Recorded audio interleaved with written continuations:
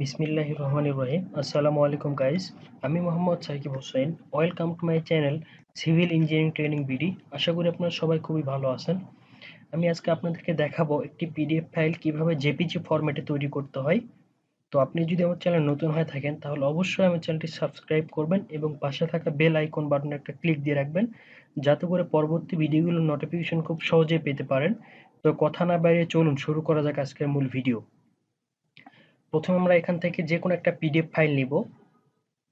এখান থেকে একটা পিডিএফ ফাইল নিব। পিডিএফ ফাইল নেওয়ার পর আমাদের ফটোশপ একটা ফাইল ওপেন করতে হবে।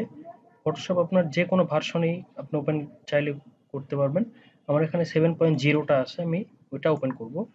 ওপেন করার পরে আমরা এখান থেকে যে কোনো একটা পিডিএফ ফাইল ফটোশপ ইম্পোর্ট করব। দেখেন কিভাবে ইম্পোর্ট করি।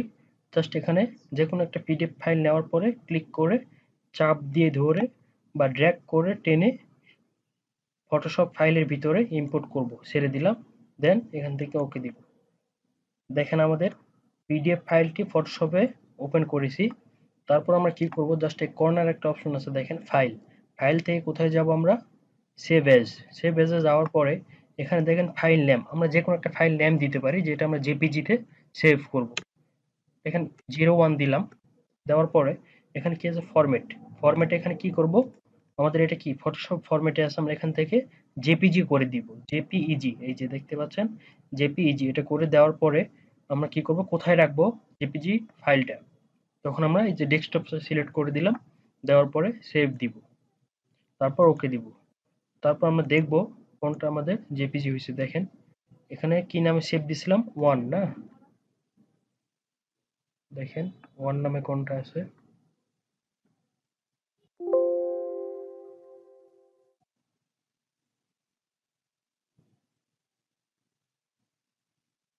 এই যে দেখেন 01 এই যে এটা আমাদের দেখেন পিডিএফ ছিল, পিডিএফ থেকে জেপিজি ফরম্যাটে রূপান্তরিত হয়েছে।